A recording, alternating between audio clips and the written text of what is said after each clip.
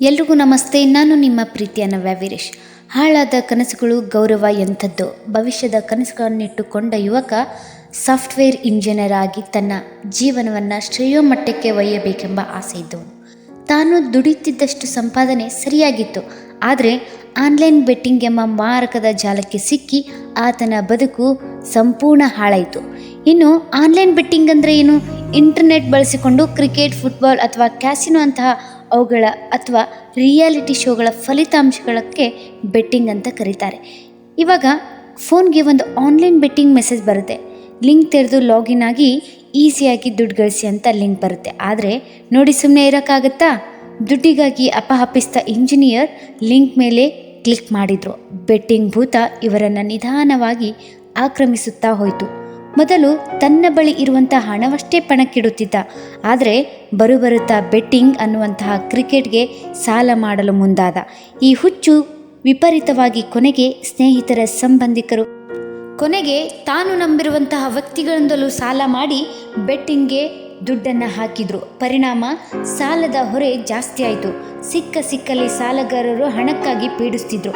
ಇನ್ನಷ್ಟು ತಲೆ ಕೆಡ್ತು. ಮುಂದೆ ಲಕ್ಷಾಂತರ ಜನ ಕೂಡಿಟ್ಟ ಹಣವನ್ನು ಬ್ಯಾಂಕಿನಲ್ಲಿ ಇಟ್ಟಿದ್ದ ಹಣಕ್ಕೆ ಸ್ಕೆಚ್ ಹಾಕೇ ಬಿಟ್ಟ. ರಾತ್ರೋರಾತ್ರಿ ಹಣವನ್ನು ದರೋಡೆ ಮಾಡಿರುವಂತಹ ಸಾಲ ಹೆಚ್ಚಾಗಿತ್ತು. ಇಷ್ಟಕ್ಕೆ ಸರಿ ಹೋದ್ರಾ? ಇಲ್ಲ, ಬೆಟ್ಟಿಂಗ್ ಹತ್ತಿರ ಹುಚ್ಚು ಅಷ್ಟು ಈಸಿಯಾಗಿ ಬಿಡಲ್ವಲ್ಲ. ಅಷ್ಟು ಹಣವನ್ನು ಮತ್ತೆ ಆನ್ಲೈನ್ ಬೆಟ್ಟಿಂಗಲ್ಲಿ ಹಾಕಿ ಒಂದೇ ದಿನ ಹಣವನ್ನು ಕಳ್ಕೊಂಡೇ ಬಿಟ್ಟ.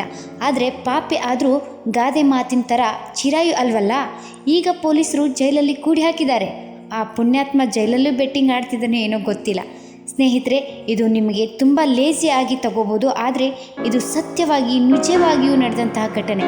ದೊಡ್ಡ ಪದವೀಧರರು, ಡಿಗ್ರಿ, MBA ಇನ್ನಿತರ ಪದವೀಧರರು ಬೆಟ್ಟಿಂಗ್ ಅನ್ನುವಂತಹ ಆನ್ಲೈನ್ಗೆ ಸಿಕ್ಕಿ ಮುಳುಗೋಗಿದ್ದಾರೆ. ಇದರ ಮಾಯಾಜಲ ಎಷ್ಟು ಮೆಟ್ಟಿಗೆ ಮುಂದುವರೆದಿದೆ ನೀವೇ ಯೋಚನೆ ಮಾಡಿ. ಎಷ್ಟು ಮುಗ್ಧರು ಜನರು, ಪಾಪದವರು, ಎಜುಕೇಷನ್ ಇಲ್ಲದೆ ಇರೋರು ಅಥವಾ ಬಡವರು, ಮಧ್ಯಮದವರು ಎಲ್ಲೋ ಒಂದು ಕಡೆ ಜೀವನ ಸುಧಾರಿಸುತ್ತೆ ಅನ್ನೋ ಒಂದು ಆಸೆಯಲ್ಲಿ ಎಷ್ಟು ಜೀವನ ನರಕ ಆಗಿರ್ಬೋದು, ಎಷ್ಟು ದುಡ್ಡು ಕಳ್ಕೊಂಡಿರ್ಬೋದು ನೀವೇ ಲೆಕ್ಕ ಹಾಕಿ. ಲಕ್ಷ ಕೋಟಿಗಳ ಲೆಕ್ಕದಲ್ಲಿ ನಡೀತಿದೆ ಈ ದೊಡ್ಡ ಕರಾಳ ದಂಧೆ. ಸ್ನೇಹಿತರೆ, ಕ್ರಿಕೆಟ್ ಅಂದರೆ ಯಾರಿಗೆಲ್ಲ ಇಷ್ಟ ಇಲ್ಲ ನೀವೇ ಹೇಳಿ. ಅಪಾರ ಪ್ರೀತಿ, ಅಭಿಮಾನ ಇದ್ರ ಮೇಲೆ ಇದೆ. ನಿತ್ಯ ಜೀವನದ ಜಾತಿ, ಧರ್ಮವನ್ನು, ರಾಜ್ಯ, ರಾಜಕೀಯ ಇವೆಲ್ಲವನ್ನು ಮೀರಿ ನೆಚ್ಚಿನ ಆಟ, ನೆಚ್ಚಿನ ತಂಡ ಕ್ರಿಕೆಟ್ ಜನರನ್ನು ಹೊಗಳಿಸುವ ತಾಕತ್ತು ಈ ಕ್ರೀಡೆಗೆ ಇದೆ. ಈ ಕ್ರಿಕೆಟ್ ಅಂದರೆ ಪರಿಶುದ್ಧ ದಂಧೆ ಅಂತಲೇ ಹೇಳ್ಬೋದು. ಜನರಿಗೆ ದುಡ್ಡು ಮಾಡ್ಕೊಳ್ಳೋಕ್ಕೆ ಈ ಸುಗ್ಗಿ ಕಾಲ. ಚಿಕ್ಕದಾಗಿ ಶುರುವಾದಂಥ ಈ ಕ್ರಿಕೆಟ್ ಜೂಜಾಟ ಕೋಟ್ಯಾಂತರ ಕೈ ಬದಲಾಯಿಸುವ ದಂಧೆ ಮಾಡಲ್ಪಟ್ಟಾಗಿದೆ.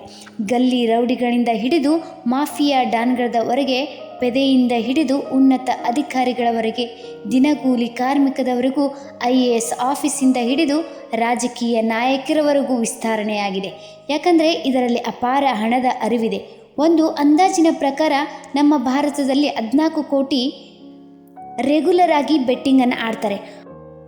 IPLನಂತಹ ದೊಡ್ಡ ಕಪ್ಗಳು ಬಂದಾಗಲಂತೂ 37 ಕೋಟಿ ರೂಪಾಯಿಗೆ ಹೋಗುತ್ತಂತಲೇ ಹೇಳ್ಬೋದು. ಬೆಟ್ಟಿಂಗ್ ಆಡೋರಲ್ಲಿ 95% ಜನ ಅಂದರೆ 95 ಜನ ಪರ್ಸೆಂಟೇಜ್ ನೆಚ್ಚಿನ ಆಟ ಅಂದರೆ ಅದು ಕ್ರಿಕೆಟೇ. ಹೀಗಾಗಿ ಭಾರತದಲ್ಲಿ ಕರಾಳ ದಂಧೆ ಒಟ್ಟು 12 ಲಕ್ಷ ಕೋಟಿ ಅಂದರೆ ಕರ್ನಾಟಕದ ಒಟ್ಟು ಬಜೆಟ್ 4 ಪಟ್ಟು ಜಾಸ್ತಿ ಆಗಿದೆ. ಸ್ನೇಹಿತರೆ, ಆನ್ಲೈನ್ ಆ್ಯಪ್ಗಳಂತೂ ಸಿಕ್ಕಾಪಟ್ಟೆ ಜಾಸ್ತಿ ಆಗಿಬಿಟ್ಟಿದೆ. ರಮ್ಯ ಆಗಿರ್ಬೋದು, ಲೂಡೋ ಆಗಿರ್ಬೋದು, IPL ಆಗಿರ್ಬೋದು, ಇನ್ನು ಸಿಕ್ಕಾಪಟ್ಟೆ ಆ್ಯಪ್ಗಳು ಆಗಿರ್ಬೋದು. ಇಂಥ ಆ್ಯಪ್ಗಳಲ್ಲಿ ಜನ ಮುಳುಗೋಗ್ಬಿಟ್ಟಿದ್ದಾರೆ. ರೀಲ್ಸ್ ಮಾಡುವಂಥ ವ್ಯಕ್ತಿಗಳು ಪ್ರಮೋಷನ್ಗಾಗಿ ಲೂಡೋ ಗೇಮ್ ಮಾಡಿ ₹1 ಹಾಕಿ 70 ಲಕ್ಷ ಗಳಿಸಿ ಅಂತ ವಿಡಿಯೋ ಮಾಡ್ತಾರೆ. ಹಾಗಾದರೆ ತಾವಾಡಿದಾರಾ? ಪ್ರೂಫ್ ತೋರಿಸಿ. ಹಾಗಾದರೆ ವಿಡಿಯೋ ಯಾಕೆ ಮಾಡ್ತಾರೆ? ಪ್ರಮೋಷನ್ ಯಾಕೆ ಮಾಡ್ತಾರೆ? ಅವರು ಹಾಳಾಗಲ್ಲ ಸ್ನೇಹಿತರೆ, ನೀವು ಹಾಳಾಗ್ತೀರಾ. ಯೋಚನೆ ಮಾಡಿ ಎಷ್ಟು ಬ್ರೈನ್ ಹಾಳು ಮಾಡ್ತಾರೆ ಅಂತ. ಅವ್ರು ಆಡಲ್ಲ ಗುರು, ನೀವು ಆಟ ಆಡಿ ಮನೆ ಮಠ ಮಾರಿ ಹೆಂಡ್ರು ಮಕ್ಕಳು ತಂದೆ ತಾಯಿರನ್ನ ಬೀದಿಗೆ ತರುವಷ್ಟು ಮುಳುಗೋಗಿದ್ದೀರಾ. ಇಂತಹ ಗೇಮ್ಗಳಿಂದ ಸುಮಾರು ಪರಿಣಾಮ ಬೀರುತ್ತೆ. ನೀವೆಲ್ಲ ನೋಡಿರ್ಬೋದು, ಆ್ಯಂಡ್ ನಾನು ಕೂಡ ನೋಡಿದ್ದೀನಿ. ಕೆಲವೊಂದು ಊರುಗಳಲ್ಲಿ ದೊಡ್ಡ ಕೇಸಸ್ ಎಲ್ಲ ನಡೆದು ಹೋಗ್ಬಿಟ್ಟಿದೆ. ಹಳ್ಳಿಗೂ ನುಗ್ಗಿರುವ ಬೆಟ್ಟಿಂಗ್ ಪಿಡುಗು ಒಂದು ಕಾಲದಲ್ಲಿ ದೂರದ ಮುಂಬೈ, ದಿಲ್ಲಿ, ಚೆನ್ನೈ, ಬೆಂಗಳೂರಂತಹ ದೊಡ್ಡ ಸಿಟಿಗಳಲ್ಲಿ ಮಾತ್ರ ಸೀಮಿತವಾಗಿದ್ದ ಕ್ರಿಕೆಟ್ ಬೆಟ್ಟಿಂಗ್ ಈ ಜಿಲ್ಲೆ, ತಾಲೂಕು, ಹಳ್ಳಿಗೂ ರೀಚ್ ಆಗಿಬಿಟ್ಟಿದೆ. ನೆಟ್ವರ್ಕ್ ಇಲ್ಲ ಅಂದರೂ ನೆಟ್ವರ್ಕ್ ಸಿಗೋ ಗುಡ್ಡದ ಮೇಲೆ ನಿಂತು ಅಷ್ಟಕ್ಕೆ ಹಾಕು ಇಷ್ಟಕ್ಕೆ ಹಾಕು ಅಂತ ಹೇಳಿ ಗ್ರಾಮೀಣ ಪ್ರದೇಶಗಳಲ್ಲಿ ಹೆಚ್ಚಾಗ್ಬಿಟ್ಟಿದೆ. ವಯಸ್ಸು, ಆರ್ಥಿಕ ಪರಿಸ್ಥಿತಿ, ಕುಟುಂಬದ ಹಿನ್ನೆಲೆ ಯಾವುದೇ ಭೇದ ಭಾವ ಇಲ್ಲದೆ ಬೆಟ್ಟಿಂಗ್ ಆವರಿಸಿದೆ. ನೀವು ಫ್ರಾಡ್ ಗೇಮ್ ಅಂತಿರೋ, ಸ್ಕ್ಯಾಮ್ ಅಂತಿರೋ, ಲಪಡ ಅಂತಿರೋ ಗೊತ್ತಿಲ್ಲ. ಇವೆಲ್ಲ ಹೆಂಗೆ ಗೇಮ್ ಎಲ್ಲ ಆಟ ಆಡ್ತಾವು ಅಂದರೆ, ಕೆಲವೊಬ್ಬರು ಪ್ರಮೋಷನ್ ಮಾಡಿದಾಗ ಹೇಳ್ತಾರೆ 2 ಕೋಟಿ ಗೆದ್ದೆ 3 ಕೋಟಿ ಗೆದ್ದೆ. ಎಲ್ಲಿಂದ ಗೆಲ್ತಾರ್ರೀ? ಬೆಳಿಗ್ಗೆಯಿಂದ ಸಾಯಂಕಾಲದವರೆಗೂ ಮೈ ಮುರಿದು ದುಡಿದಂಥವರಿಗೆ 10,000 ಸಂಬಳ ಇಲ್ಲ. ಇನ್ನು ಎಲ್ಲಿಂದ ಕೊಡ್ತಾರೆ 1 ಕೋಟಿ 2 ಕೋಟಿ? ಒಂದೇ ಗೇಮ್ ಅಂತಲ್ಲ, ಸುಮಾರು ಗೇಮ್ಗಳಿದಾವೆ. ಹಣ ಕಳ್ಕೊಂಡವರು ದುಡ್ಡನ್ನು ಒಂದು ಸಲ ವಾಪಸ್ ಮತ್ತೆ ಗೆದ್ಬಿಡೋಣ ಅಂತ ಮತ್ತೆ ಆಗ್ತಾರೆ. ಇನ್ನು ಗೆದ್ದೋರ್ದು ಬೇರೆ ಲೆಕ್ಕನೇ. ಗೆದ್ದಾಗ ಒಂದು ಥ್ರಿಲ್ ಸಿಗುತ್ತೆ. 3 ಗಂಟೆಯಲ್ಲಿ 10,000 50,000 ಈ ರೀತಿ ಗಳಿಸಿರೋ ನನಗೆ ಕೋಟ್ಯಾಧಿಪತಿ ಆದರೆ ತಡೆಯೋರೇ ಯಾರೂ ಇಲ್ಲ ಅಂತ ಹೇಳಿ ಫುಲ್ ಖುಷಿ ಆಗಿಬಿಟ್ಟಿರ್ತಾನೆ.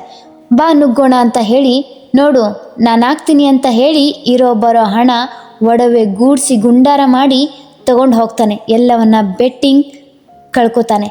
ಕೊರೋನಾ ಟೈಮಲ್ಲಿ ಶಾಲಾ ತರಗತಿಗಳು, ಕಚೇರಿ ಕೆಲಸಗಳು, ಮನರಂಜನೆಗೆ ಬಹುಪಾಲು ಜನ ಇಂಟರ್ನೆಟ್ಗೆ ತಾಣಗಳನ್ನು ಆಶ್ರಯಿಸಿದ್ದರು. ಆಮೇಲೆ ಡಿಜಿಟಲ್ ಲೈಫ್ಗೆ ಅಡ್ಜಸ್ಟ್ ಆಗಿದೆ.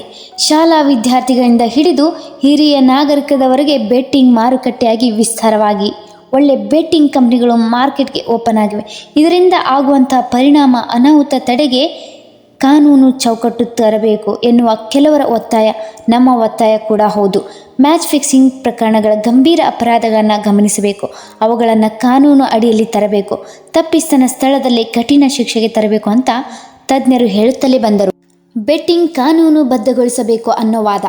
ಬೆಟ್ಟಿಂಗ್ ಕಾನೂನುಬದ್ಧ ಆದರೆ ಸರ್ಕಾರದ ನಿಯಂತ್ರಣ ಇರುತ್ತೆ. ಅಲ್ಲದೆ ಅದರಿಂದ ಬರೋ ಆದಾಯ ಬಜೆಟ್ ಮಂಡಳಿಗೆ ಹಾಗೂ ಕ್ರಿಕೆಟ್ ಮಂಡಳಿಗೆ ತೆರಿಗೆ ಆದಾಯ ಸರ್ಕಾರಕ್ಕೆ ಹೋಗುತ್ತೆ. ಬೇಕಿದ್ರೆ ಮಂಡಳಿಯಲ್ಲಿ ಮತ್ತು ಪದಾಧಿಕಾರಿ, ಆಡಳಿತ ಸಿಬ್ಬಂದಿ, ಆಟಗಾರರು ಇದರಲ್ಲಿ ಭಾಗವಹಿಸುವಂತಿಲ್ಲ ಅಂತ ಕಾನೂನು ರೂಪಿಸಿದರೆ ಆಯಿತು ಅಂತ ಅನ್ನೋ ವಾದ ನಡೀತಾ ಇದೆ. ಸರ್ಕಾರ ಆನ್ಲೈನ್ ಬೆಟ್ಟಿಂಗ್ ಬ್ಯಾನ್ ಮಾಡ್ತಿರೋ ಇಲ್ವೋ ಗೊತ್ತಿಲ್ಲ. ಆದರೆ ನೋಡ್ತಿರೋ ಪ್ರತಿಯೊಬ್ಬರು ಹಾಗೂ ಅಕ್ಕಪಕ್ಕದವ್ರಿಗೂ ಈ ವಿಡಿಯೋನ ಶೇರ್ ಮಾಡಿ. ಯಾರು ಬೆಟ್ಟಿಂಗಲ್ಲಿ ಬಿದ್ದಿದ್ದಾರೋ ಅಂಥವರಿಗೆ ಶೇರ್ ಮಾಡಿ. ದಯವಿಟ್ಟು ನಿಮ್ಮ ಜೀವನವನ್ನು ಹಾಳು ಮಾಡಿಕೊಳ್ಳುವಷ್ಟರ ಮಟ್ಟಿಗೆ ಹೋಗಬೇಡಿ. ಪುಗ್ಸಟ್ಟೆ ದುಡ್ಡನ್ನು ಯಾರು ನಿಮಗೆ ಕೊಡಲ್ಲ. ಕೊನೆ ಮಾತು ಹೇಳೋಕ್ಕೆ ಇಷ್ಟಪಡ್ತೀನಿ. ಬೆಟ್ಟಿಂಗಲ್ಲಿ ಕಳ್ಕೊಂಡಿರುವಂಥ ವ್ಯಕ್ತಿಯ ಫ್ಯಾಮಿಲಿಗಳು ಶಾಪ ಕರ್ಮ ಅವರನ್ನು ಎಲ್ಲೂ ಬಿಡಲ್ಲ, ಯಾವುದೇ ಕಾರಣಕ್ಕೂ ಬಿಡಲ್ಲ. ನೀವು ಈಗಲಾದರೂ ಅರ್ಥ ಮಾಡ್ಕೊಳ್ಳಿ. ಈ ಆನ್ಲೈನ್ ಅಂತ ಬೆಟ್ಟಿಂಗ್ಗಳಲ್ಲಿ ಇಲ್ಲಿಗೆ ಸ್ಟಾಪ್ ಮಾಡಿ ಹೊಸ ಜೀವನವನ್ನು ರೂಪಿಸ್ಕೊಳ್ಳಿ. ದಯವಿಟ್ಟು ಇಲ್ಲಿಗೆ ಸ್ಟಾಪ್ ಮಾಡಿ ಅಂತ ಹೇಳ್ತಾ ಈ ವಿಡಿಯೋನ ಇಲ್ಲಿಗೆ ಎಂಡ್ ಮಾಡ್ತೀನಿ. ನಾನು ನಿಮ್ಮ ಪ್ರೀತಿಯ ನವ್ಯ ವೀರೇಶ್. ಮುಂದಿನ ವಿಡಿಯೋದಲ್ಲಿ ಮತ್ತೆ ಒಳ್ಳೆ ವಿಡಿಯೋದಲ್ಲಿ ನಿಮ್ಮ ಮುಂದೆ ಸಿಗ್ತೀನಿ.